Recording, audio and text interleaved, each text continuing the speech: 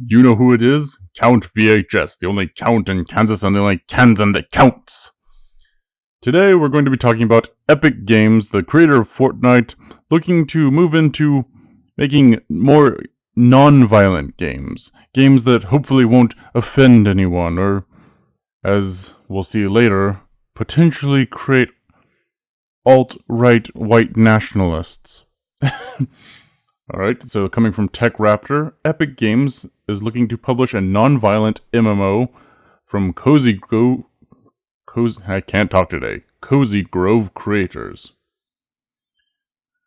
Epic Games announced 2 new publishing partnerships with 2 independent studios, Eyes Out and Spryfox, with each studio currently in the early stages of developing their original titles. Now look, we've seen a lot of video game companies announce games that never even come to fruition. So, whether these non-violent games from Epic actually are ever developed or released is yet to be seen. Right now, I'm just conveying what these websites are saying. So, the coolest piece of this news is that Spryfox is releasing an MMO through their publishing deal. Earlier this year, they released Cozy Grove, a life sim game that combined crafting, collection, discovery, and a memorable narrative. It was also pretty good, and we liked it enough, or at least TechRaptor liked it enough to write a handy-dandy guide for it, according to them. According to Epic, we entered the publishing space to support creators and teams of all sizes, pursuing games and experiences within different genres, said Hector Sanchez, head of Epic Games Publishing. The world's Eyes Out and Spryfox are creating, and the teams themselves are perfect examples of this. We want to serve them by giving them full ownership of their IPs and creative freedom with best in-class financial terms and publishing support. We're fortunate to be partnering with the best talent in the industry. So the second studio, Eyes Out, is a recently founded studio. Go away, stupid ad. Is a recently founded studio that was founded by Corey Davis, the creative director and designer of Spec Ops: The Line. That one is actually pretty good, I heard.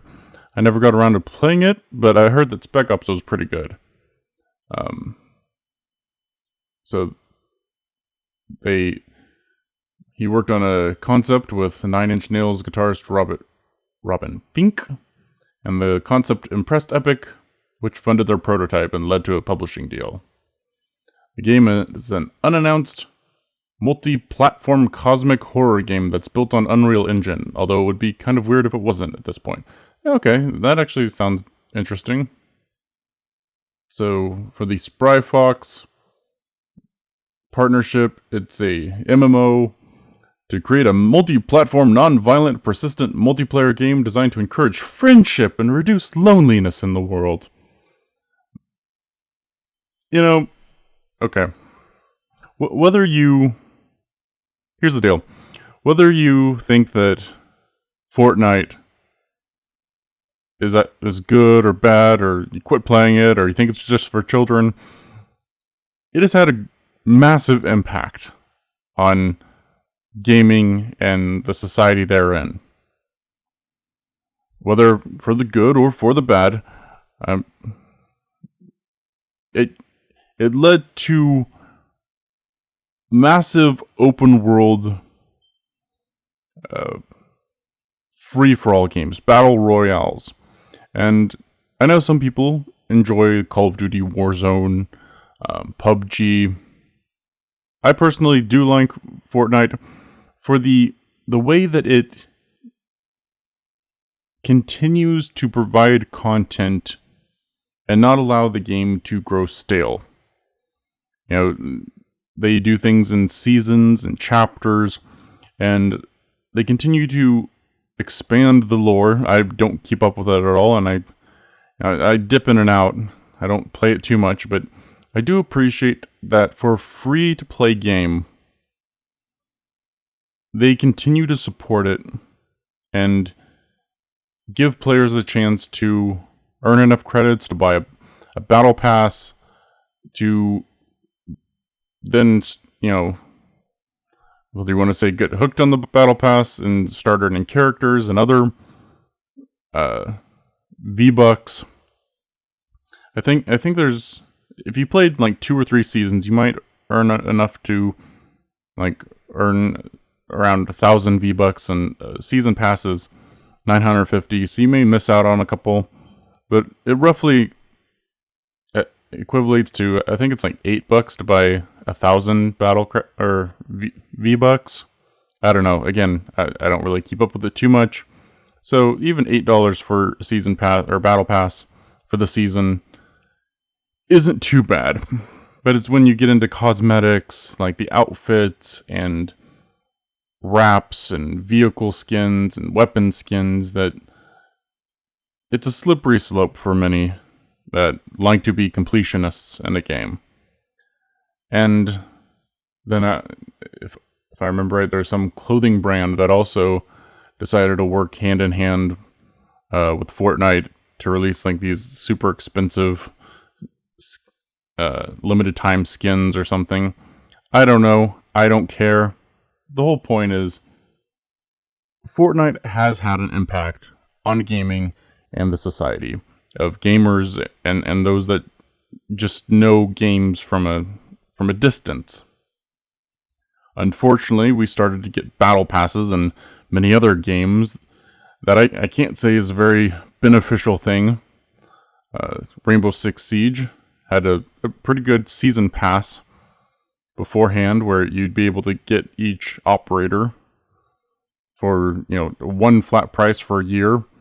And I know there's the argument about if you buy a game, you should be able to have everything in it. Well, a lot of these online multiplayer games are services, and services need money to keep running and running servers and paying employees and paying their development team to create new things.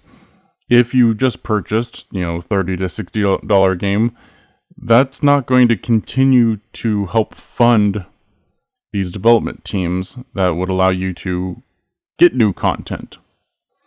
So, unfortunately, you have to do things like having season passes or battle passes, and that helps to provide new content. You don't want the game to grow stale, but you also don't want to have to pay a lot in content or furthering content. And so that's why, you know, for $30, $40 a year, you may, or sometimes 20, sometimes 8 for chapter link or season in Fortnite, it helps fund these development teams, which continues to help the game grow. Another game that also adopted the Battle Pass stratagem would be Dead by Daylight. And that's another unfortunate case of, sometimes these things work, sometimes they don't. It's completely subjective and up to your taste. I hate that the Battle Pass has crept its way into so many games. I think season passes are a perfectly valid way to continue to support development, but it also allows for smaller, you know, payouts of cash. You know, you don't have to pay $30 or $40 at one time. Maybe you pay $8. And I don't want this to be a rant against battle passes or anything like that, but I do like the way that Fortnite allows you to at least make back the currency that you spend, whether it be V-Bucks, you know, in Fortnite's case, where you can then buy the next battle pass with said currency. Certain games like Rainbow Six Siege give you just shy of that amount, where you have to then go buy and actually pay for just a couple, you know, a few more, whatever, renown, I think is Rainbow's currency, in order to get the next pass. To me, Epic does have loyalty to their customers, where that, you know, if you spend the time, you're going to be able to make that, or, you know, like, make back what you spent. And that seems perfectly serviceable. Now, as for an MMO that isn't focused, you know, solely on hunting each other down and Hunger Games style, which, in all honesty, that's what Fortnite is. And I think that was the major draw to Fortnite. We've never had, we didn't have a Hunger Games type game up till then. And I know many people might say, well, we had PUBG. And again, it's totally up to you. It depends on your taste, what you like. PUBG, to me, is very boring on console. It seems to be developed for PC, and perhaps if played on PC, it's a totally different experience. PUBG, the graphics seem outdated. I haven't played it for a year or two. And the aiming on console just isn't there.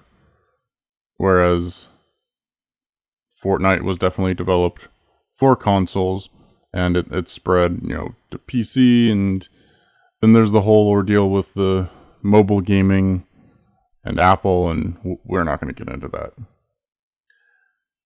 I am interested in this partnership with Eyes Out, a multi-platform cosmic horror game. That sounds interesting. And while a lot of people might see this title, the article title, and jump to conclusions thinking, oh, Epic Games is kind of abandoning their Fortnite roots. I disagree. It looks like they're just branching out to other companies and helping to fund them. And they do have that money. They have money to invest in new projects, new IP, because of the fame that Fortnite has gained. And eventually, even if you don't like Fortnite, that money might eventually go into a project or a game that you do find interesting. And so there's nothing really to complain about with that. If little kids like to play Fortnite and end up begging their parents to buy them so many skins of Peely or Meowscles or whatever other character you want, it funds Epic, and then Epic will possibly fund a game that you'd be interested in. Now, on the other hand, the MMO from Spry Fox, is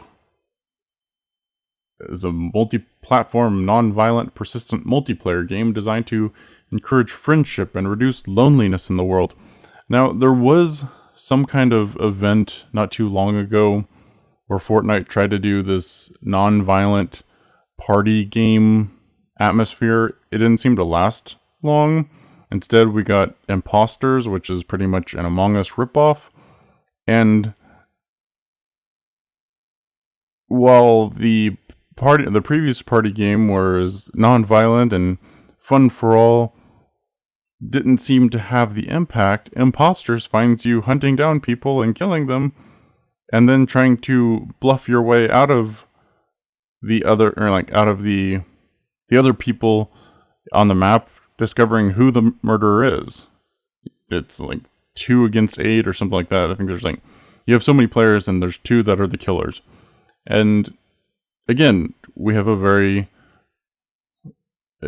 game based on violence, or game mode based on violence, and it finds success. Just like Among Us was was focused on having these people hide their identities, go around killing people, and then trying to bluff their way out. I mean, it is Among Us, just in Fortnite.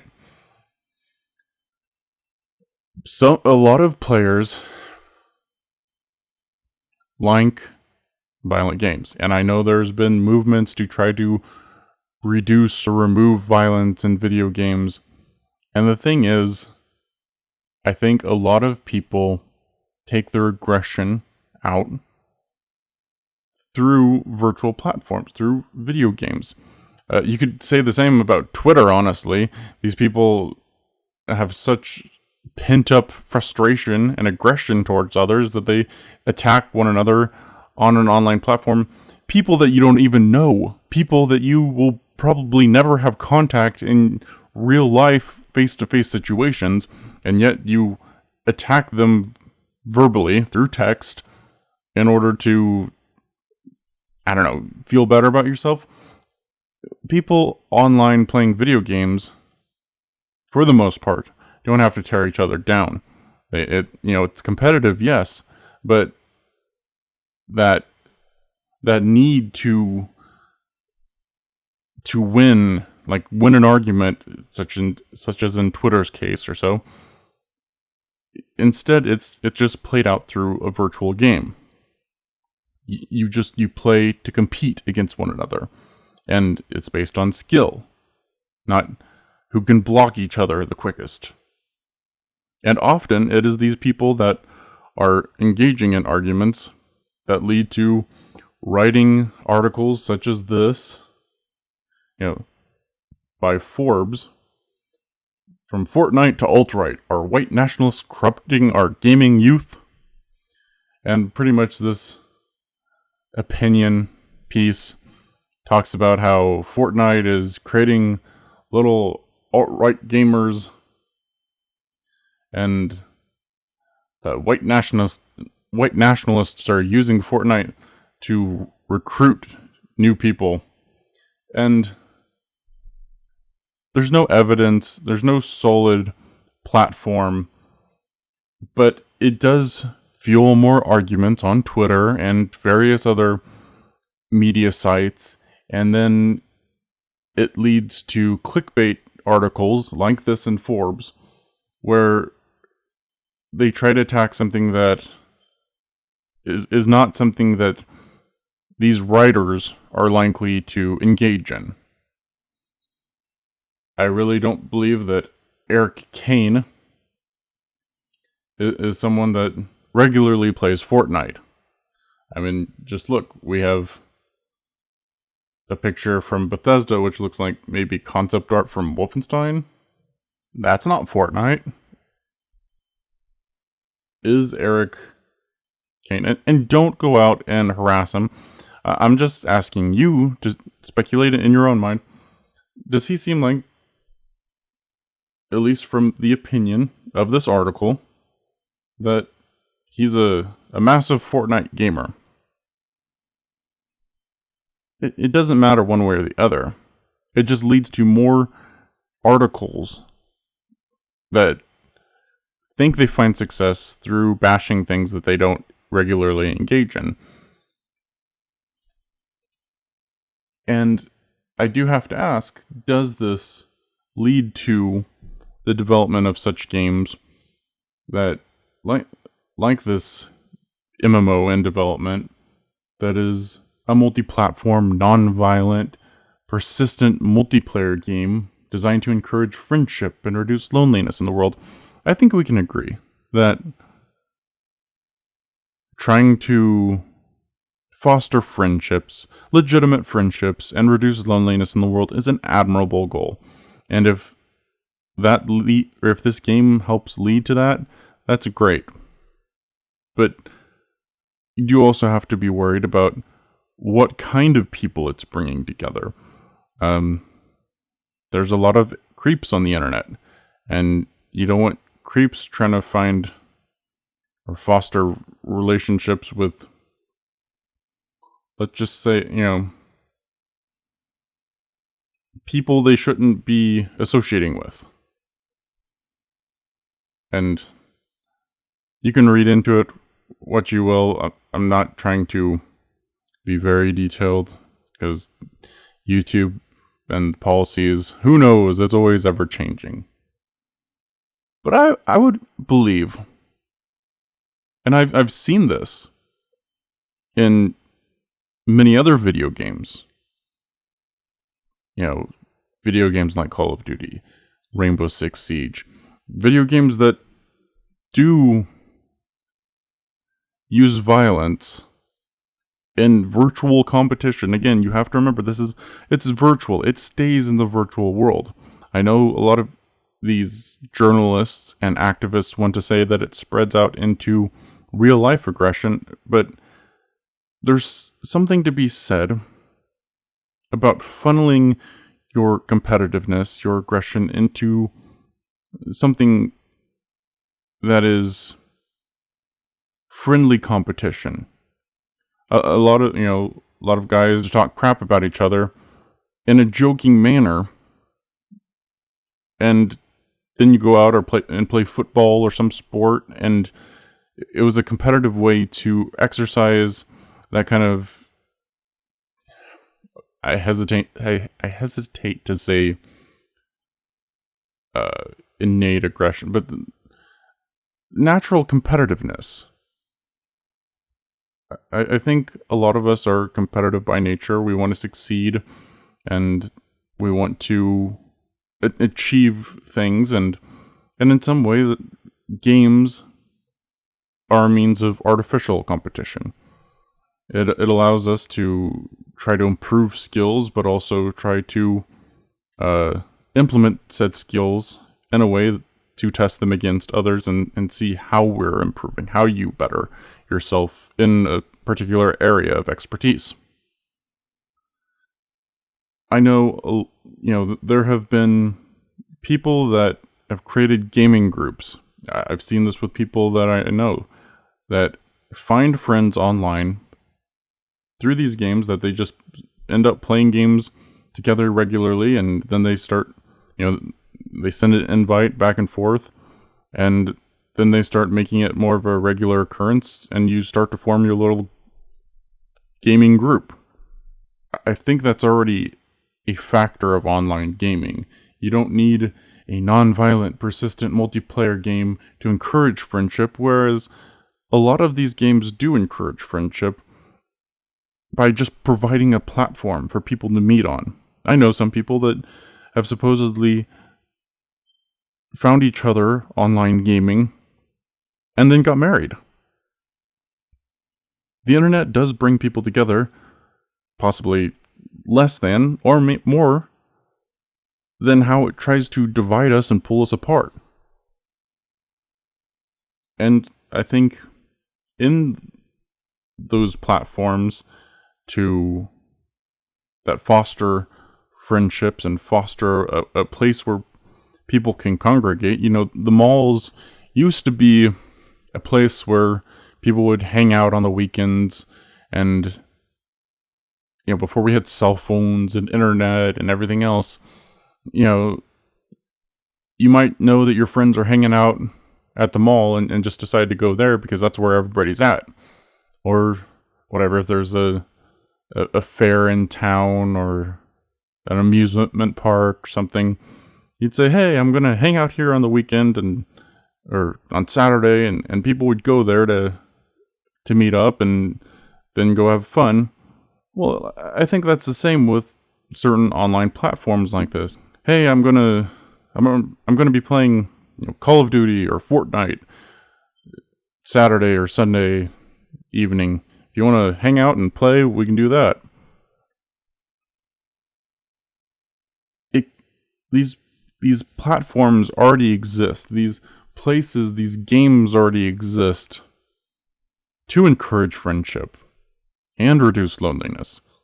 Having people that have similar interests and play the same games as you can lead to you playing other games, can lead to forming Twitch channels, YouTube channels, and sharing that kind of friendship with others that in an artificial extension seems like helps other people feel less lonely, that they see that there's people out there that are like them. I don't understand. Well, I understand that there's, unfortunately, in this world, always going to be a division. People trying to tear down things and divide people. And I don't support that. I don't support people not being informed enough to, leave other people alone or to engage in that community in an educated manner and say, hey, could we do something else? Or could we find a different way to approach this? I think people just like to attack things because they don't understand it. And that's unfortunate. But I do think that games as they exist, and as they have existed, provide a sense of emotional support, provide a bonding area where people with similar interests playing, said game together or so, does create and foster friendships. And while I talked about competition, I think it also encourages teamwork. A lot of these multiplayer games focus on team building or focus on, winning together as a team. Fortnite, you do have solo, but you have duos and 4-people teams or 4-player teams. And it does allow for teamwork and building friendships and relationships through working together. And I think there's room enough for both. I know a lot of people like, was it Animal Crossing that came out last year? And that was a big, if that's what you're into, great. I just don't think that games, whether they be violent games or sport games, I know there's people that want to, dissolve competition. It's natural. It's something in our hunter-gatherer DNA that we have deep down, and you can't dissipate that. You can't erase that. It's in DNA. The only way is, how do you foster that in a peaceful manner? And I think video games helps to do that a lot. I think video games are a very peaceful way in which you can get out that competitive nature, that aggression, without, being in anyone's face about it. You can just engage in these virtual worlds and sharpen your skills to become number one, to compete on an equal field. And I know it seems like I've gone on a rant, but I do think there's a place for this. I'm not against a multi-platform, non-violent, persistent multiplayer game designed to encourage friendship and reduce loneliness in the world. I think there's absolutely a place for that, but I think that shouldn't take away from games that have found success, like Fortnite or Call of Duty. And unfortunately, Call of Duty of today is not like Call of Duty of yesterday. Yes, talk about division and competitiveness. Unfortunately, and fortunately, I don't think you see today the lobbies like you did of Call of Duty Modern Warfare 2 and older games. How people would just like crap talk each other, especially little kids crap talking to older people, older players playing, and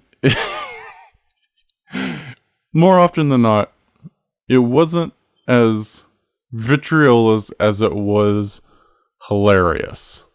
These people, these kids just, I think it was a learning experience. They had to learn how to talk to other people and not be so serious about video games.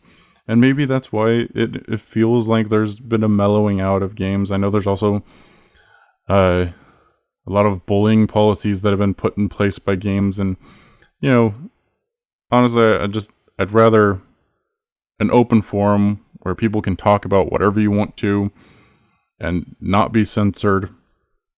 But also, yeah, we should be kind, should be a little bit more tolerant towards one another, and people shouldn't be harassing each other. You should be able to play video games peacefully. But that's not to say that those lobbies were hilariously entertaining. Even not participating in it, just having it on and just laughing at it was a totally different world in video gaming, and it has become a lot nicer and gentler, and that's okay. I that's where I come to the point where I do think video games of today are much more focused on teamwork and building those relationships or fostering relationships where you can play with other gamers that have the same interests as you.